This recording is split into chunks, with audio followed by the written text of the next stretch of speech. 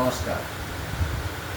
আজ আমাদের মাননীয় মন্ত্রী পৌর বিষয়ক অগ্নিমিত্রা পাল দিদিকে অসংখ্য ধন্যবাদ।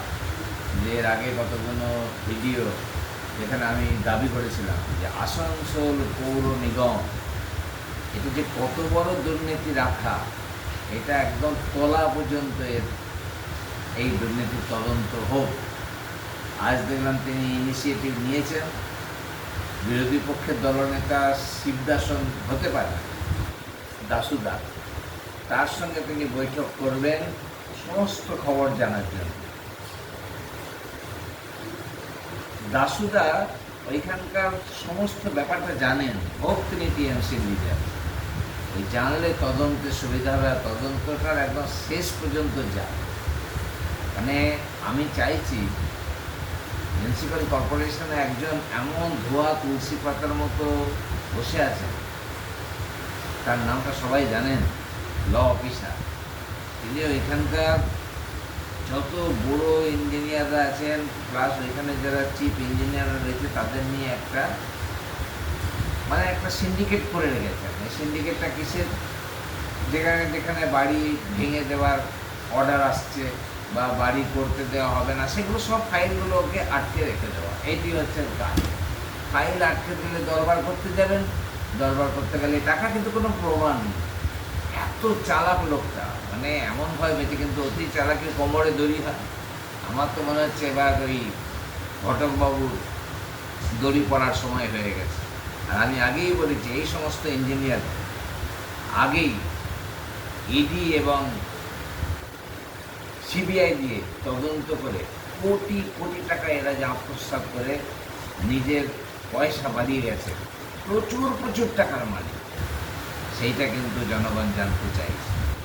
আমি রানীগঞ্জে থাকি, আমি জানি এই আমাদের আসানসোলের 106টা ওয়ার্ডের প্রতিটা জায়গায় দুর্নীতি। এই জামুরিয়া বড় 1, তার রানীগঞ্জ বড় 2, 3 নম্বরে হলো রেলপার্ক, এখান থেকে শুরু করে কুলটির 8, 9, 10, এই 10টা বড় 106টা ওয়ার্ডে, প্রতিটা বড়োতে এদের দুর্নীতির আখড়া এই এত বছর ধরে চলেছে।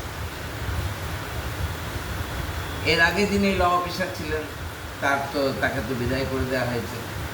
তারপরে ইনি যখন এলেন, ঘটকবাবু আসার পর গোটা এএমসিটাকে নিজের হাতে কবজা করে একটা দুর্নীতির আখড়া, সেটা আমি মন্ত্রী মহাশয়কে বারবার বলছি, ওনাকেও ছাড়বেন না।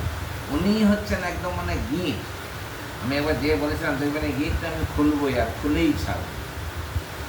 এত দুঃসাহস আর এত মাথায় খল বুদ্ধি এই লোকটার। এই রানীগঞ্জের 2-1টা জায়গায় ভেঙে ফেলার নোটিশ এসেছে। কে দিয়েছে? মাননীয় চিফ জাস্টিস ক্যালকাটা হাইকোর্ট। তিনি বলছেন এটাকে ভেঙে ফেলতে হবে। ঘটকবাবু বলছে ভাঙবো না, একটা কিছু নিয়ে এসে ওর সঙ্গে জুড়ে দিচ্ছে, এই তো এইটা চলছে বলে ভাঙা যাবে না, ওটা নিয়ে আসুন তবে ভাঙবে। এমনি করে চিফ জাস্টিসের একটা অর্ডারকে প্রায় 2.5 বছর উনি আটকে রেখে দিয়েছেন। এটা দুঃসাহস নয়? আর এইখানে দুর্নীতির আখড়া। ওই জায়গাটা যদি করা হয়, ঠিক মতো দেখা হয়, ওই একটাকে দেখতে দেখতে ওনার গাদা দুর্নীতি মানুষের সামনে আসে। সেদিন কিন্তু আর বেশি দেরি নেই, যেদিন আমরা যে চোখের সামনে ওকে দেখিয়ে দেবো, দেখুন আমরা পারলাম কিনা, আপনাকে ঠিক মতো আমরা সবাইকে সামনে আপনাকে ন্যাংটা করতে পারলাম কিনা।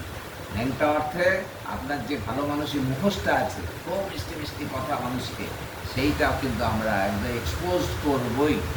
নমস্কার।